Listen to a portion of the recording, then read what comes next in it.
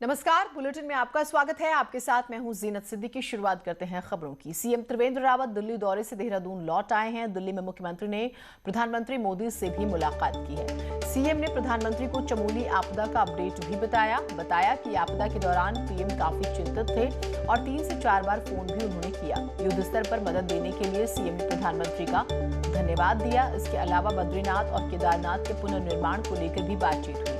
साथ ही पीएम मोदी के साथ महाकुंभ के आयोजन को लेकर भी चर्चा हुई। हालांकि सीएम ने बताया कि कोविड की स्थिति को देखते हुए अभी प्रधानमंत्री को कुंभ में आमंत्रित नहीं किया गया है। हालांकि राज्य में अभी स्थिति नियंत्रण में है।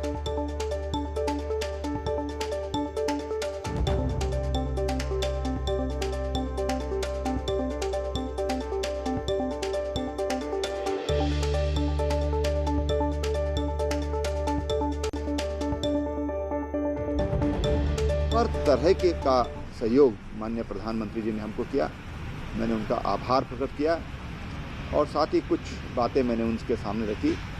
और बद्रीनाथ केदारनाथ का पुनर्निर्माण का कार्य लगभग अब संपन्नता की ओर जा रहा है। अब जैसे अब बर्फ़ हटेगी उसके बाद कुछ काम वहाँ पर शेष है, तो हमको ये लगता है कि इस सीज़न में वहाँ पर जो पुनर्निर्माण का काम है वो हम कंप्लीट कर लेंगे अगर परिस्थितियाँ सामान्य रही तो। सीएम त्रिवेंद्र सिंह रावत ने इससे पहले कई अन्य केंद्रीय मंत्रियों से भी मुलाकात की। रेल मंत्री पीयूष गोयल से मुख्यमंत्री ने कई परियोजनाओं को लेकर बातचीत की, जिसमें टनकपुर बागेश्वर कर्णप्रयाग रेल लाइन मुख्य रही। इसमें सीएम ने बताया है कि रेल मंत्री ने टनकपुर बागेश्वर कर्णप्रयाग रेल लाइन के लिए फाइनल लोकेशन सर्वे को मंजूरी दे दी है। इसके बाद उम्मीद है कि रेल लाइन पर काम शुरू होगा। देहरादून से सीधे बद्रीनाथ तक रेल लाइन के लिए देहरादून से ऋषिकेश के लिए एक बाईपास रेल लाइन बनाई जाएगी, जिससे स्थानीय लोगों के साथ साथ पर्यटकों को भी फायदा होगा।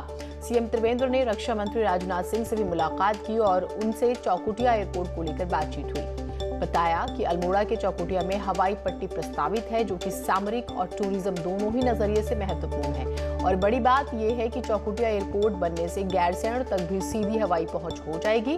इसके अलावा केंद्रीय हाईवे मंत्री नितिन गडकरी से भी बातचीत हुई। बताया गडकरी से कुछ सड़कों को हाईवे बनाने पर बात हुई है, जिस पर उन्होंने सहमति जता दी है। फंड से सड़कों के लिए पैसे देने पर भी बात बन गई है। इसके अलावा जल शक्ति मंत्री गजेंद्र सिंह शेखावत से भी मुलाकात हुई और ये मुलाकात भी काफी सार्थक रही है। हर घर जल की जो योजना बीजेपी जो है लेकर आती है, उसके तहत बातचीत हुई। टनकपुर बागेश्वर कर्णप्रयाग जो रेल लाइन है उसके लिए भी उन्होंने फाइनल लोकेशन सर्वे के लिए उन्होंने आदेश किए हैं। भविष्य में देहरादून से सीधा बद्रीनाथ कर्णप्रयाग रेल जा सके, इस दृष्टि से एक बाईपास रेल लाइन बनना है, तो उसके लिए भी उन्होंने आदेश कर दिए हैं कि उसको तुरंत उस पर कार्यवाही प्रारंभ हो। सीएम त्रिवेंद्र सिंह रावत नई दिल्ली से देहरादून लौटते ही जॉली ग्रांट अस्पताल में भर्ती कर्णप्रयाग के विधायक सुरेंद्र सिंह नेगी से मुलाकात करने वो पहुंचे थे और उनका हालचाल जाना। सीएम ने सुरेंद्र नेगी के जल्द ठीक होने की कामना की। नेगी की ज्यादा तबीयत खराब होने पर मंगलवार को उन्हें एयरलिफ्ट कर जॉली ग्रांट अस्पताल जो है में भर्ती कराया गया था।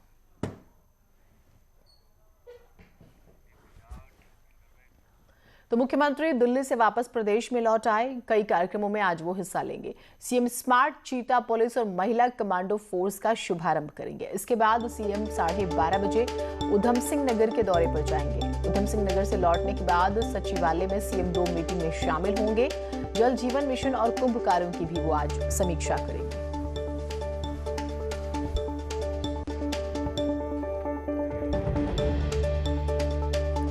तो सीएम त्रिवेंद्र के जो आज के कार्यक्रम है वो हम आपको बता रहे हैं। दिल्ली में कितनी मीटिंग्स हुई, कितनी महत्वपूर्ण रही, वो हमने आपको हर सेक्टर की पर्टिकुलरली बताई। उसके बाद आज की जब हम बात करते हैं तो वो कई कार्यक्रमों में हिस्सा लेंगे।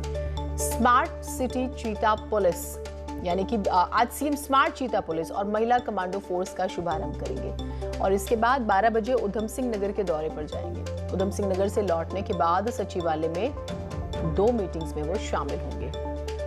सुनील हमारे साथ, हमारे सहयोगी जुड़े हुए हैं, सुनील से बातचीत करते हैं। सुनील, 2 महत्वपूर्ण मीटिंग है, उसके बारे में बताइएगा, और स्मार्ट चीता पुलिस महिला कमांडो, इस बारे में भी।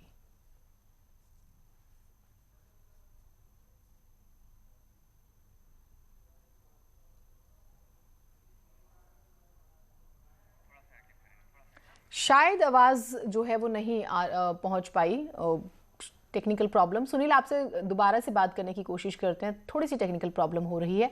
लेकिन जो मीटिंग्स हैं दो, वो बहुत इंपॉर्टेंट हैं और हो सकता है कि दिल्ली में जिस तरह से मीटिंग्स हुई हैं और क्योंकि 3 दिन का कार्यक्रम था, तो सवाल ये उठता है कि जब प्रदेश के मुख्यमंत्री आते हैं तो वो लेकर क्या जा रहे हैं प्रदेश के लिए, क्योंकि इस मीटिंग से क्या निकला उसकी बातचीत होगी, जनता के बीच में जाया जाएगा।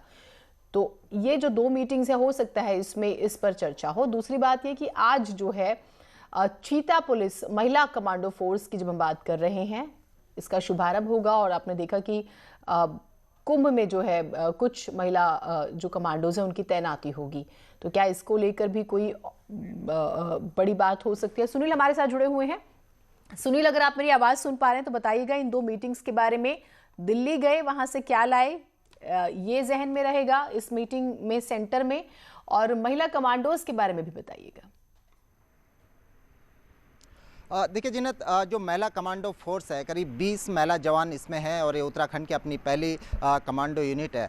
इनका बेसिक कोर्स कंप्लीट हो चुका है। इनको अभी महाकुंभ का जो आयोजन है उसमें पहली तैनाती कमांडो को दी जाएगी। तो आज मुख्यमंत्री इसका भी शुभारंभ करेंगे। इसके साथ साथ चीता पुलिस है, जो स्मार्ट चीता पुलिस की बात कही गई है, उसमें करीब 60 यूनिट हैं और एक यूनिट में जिन्नत 2 जवान होते हैं, तो कुल 120 जवान स्मार्ट चीता पुलिस में होंगे। इनके पास अत्याधुनिक उपकरण होंगे, इनके पास शॉर्ट रेंज के हथियार भी होंगे। तो तमाम चीज़ें होंगी और कोशिश ये है कि स्मार्ट चीता पुलिस के जरिए जो पुलिस का रिस्पांस टाइम होता है उसको कम से कम किया जाए, कि किसी भी घटना के समय अभी तक ये पाया गया कि चीता पुलिस क्विक वहाँ पर पहुँचती है, तो इस रिस्पांस टाइम को और भी कम करने की कोशिश है। और शुरुआत के तौर पर इसे राजधानी में शुरू किया जा रहा है। यदि रिस्पांस अच्छा रहा तो इसे प्रदेश के जो तमाम अन्य डिस्ट्रिक्ट है वहाँ पर भी चीता पुलिस के इस कंसेप्ट को, स्मार्ट चीता पुलिस की यूनिट को वहाँ पर भी उतारा जाएगा। इसके बाद मुख्यमंत्री का सितारगंज जाने का कार्यक्रम है। सितारगंज में नानकमत्ता के जो विधायक हैं प्रेम सिंह राणा, उनके एक पारिवारिक समारोह में मुख्यमंत्री भाग लेंगे। इसके बाद सितारगंज में एक सुपर स्पेशलिटी हॉस्पिटल है, उसका मुख्यमंत्री उद्घाटन करेंगे। गुरुद्वारा नानकमत्ता साहिब भी मुख्यमंत्री जाएंगे, वहाँ पर मत्था टेकेंगे और करीब 4 बजे के आसपास वापस मुख्यमंत्री देहरादून लौटेंगे, जहाँ सचिवालय में 2 महत्वपूर्ण बैठक हैं जिन्हें एक जल जीवन मिशन को लेकर है। जल जीवन मिशन के तहत सरकार का टारगेट है कि 2024 तक हर परिवार को उसके पास अपना नल हो, ताकि वो स्वच्छ जल पी सके। तो उत्तराखंड में करीब 14 लाख ऐसे कनेक्शन का टारगेट रखा गया है कि जिनको 1 रुपये में कनेक्शन दिया जाएगा। ठीक, बहुत शुक्रिया आपका तमाम जानकारियों के लिए। तो आज का जो मुख्यमंत्री का कार्यक्रम है वो भी हमने आपको बताया और महिला कमांडोज का भी जिक्र किया। महिला कमांडो का जोश और जज्बा ये हर किसी की नजर में है। कैसे हुई महिला कमांडो की ट्रेनिंग और कितने जोश में है ये कमांडो, आइए देखते हैं।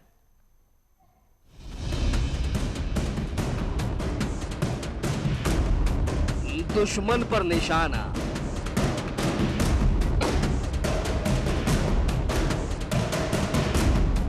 महिला कमांडो का दमखम,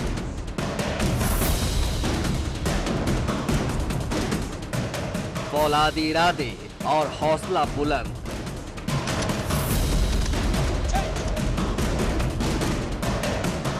महाकुंभ में तैनात होंगी महिला कमांडो।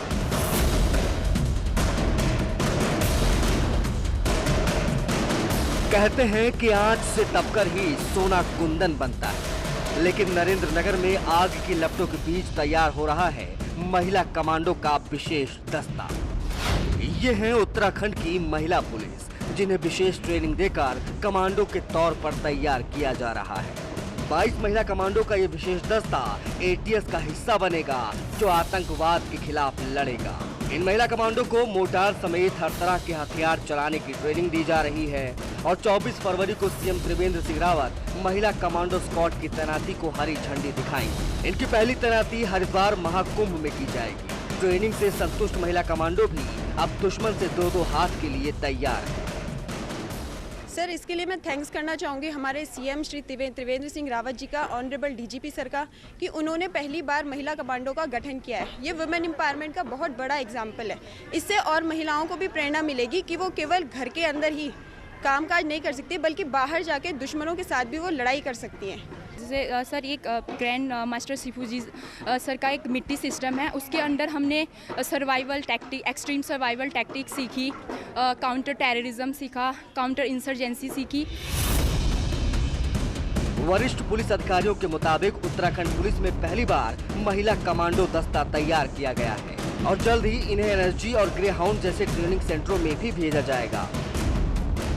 ATS में जो है महिलाओं की आने की पहली बार ऐसा उत्तराखंड पुलिस में हुआ है, तो इससे विलिंगनेस मंगाई गई, उनका स्क्रीनिंग कराया गया। उसके बाद 22 महिलाओं को जो है छांटकर उनमें अभी जो है वो हमारी PTC नरेंद्र नगर में उनकी ट्रेनिंग कराई गई है और जो है जल्द ही ये जो है महिला कमांडो दस्ता और थोड़ा अपग्रेडेड ट्रेनिंग कराने के बाद फुल फ्लेजेड जो है ये ATC एज अ कमांडो करके दस्ते के रूप में उत्तराखंड पुलिस में शामिल होगी।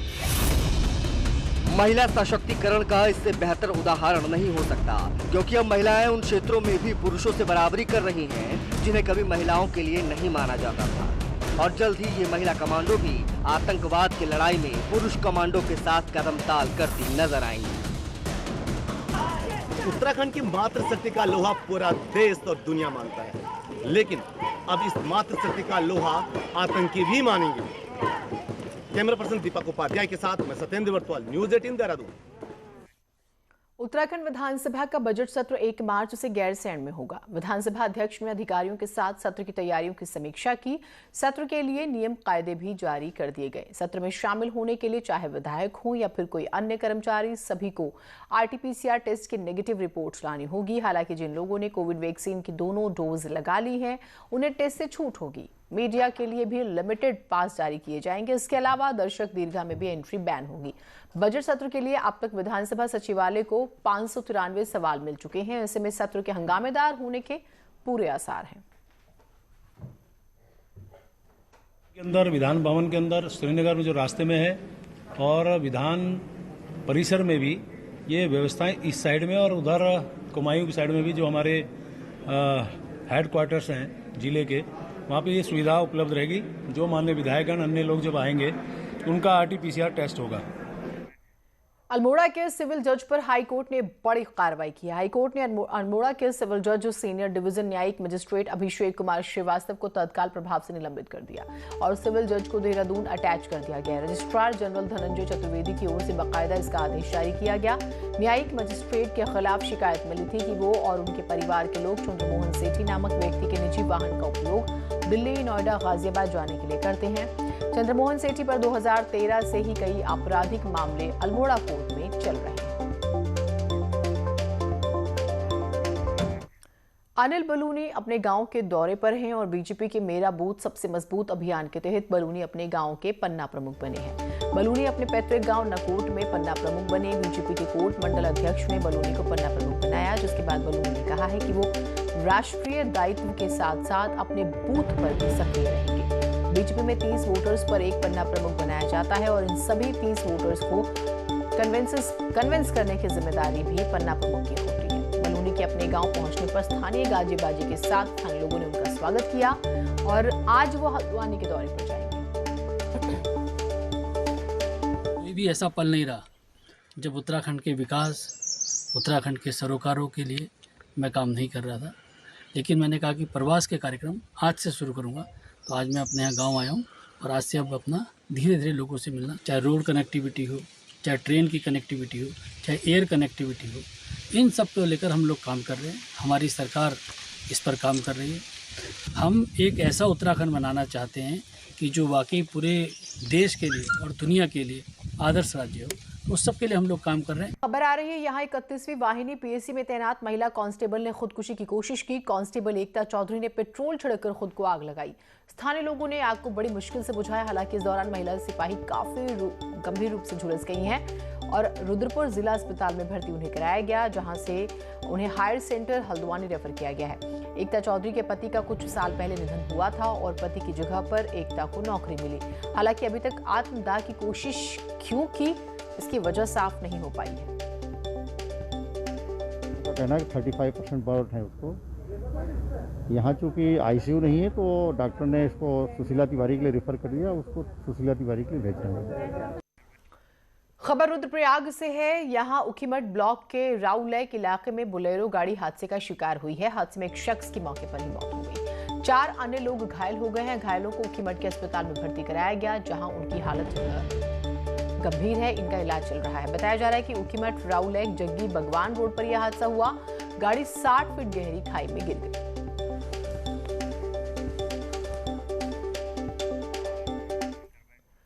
कोटद्वार में बीएल रोड के सुखराव पुल पर एक ट्रक और मिनी ट्रक की टक्कर हो जाती है। इसमें 3 लोग जख्मी हुए हैं, जिनमें से एक की हालत नाजुक बनी हुई है। अनाज से भरा मिनी ट्रक कोटद्वार की ओर आ रहा था। इसी बीच सामने से आ रहे ट्रक के साथ मिनी ट्रक की भिड़ंत हुई। घायलों को बेस अस्पताल कोटद्वार लाया गया, जहां पर घायलों की गंभीर हालत को देखते हुए उन्हें हायर सेंटर रेफर किया गया है।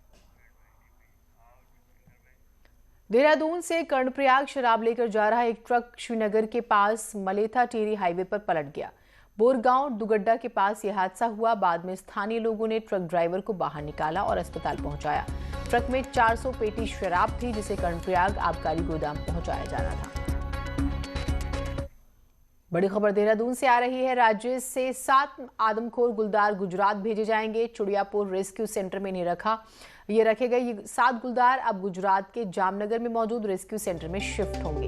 अभी चुड़ियापुर में 10 आदमखोर गुलदार हैं। इन पर सालाना 20 लाख से ज्यादा का खर्चा आता है और गुजरात शिफ्ट करने से एक बड़ा जो खर्च इन पर हो रहा था वो बच जाएगा।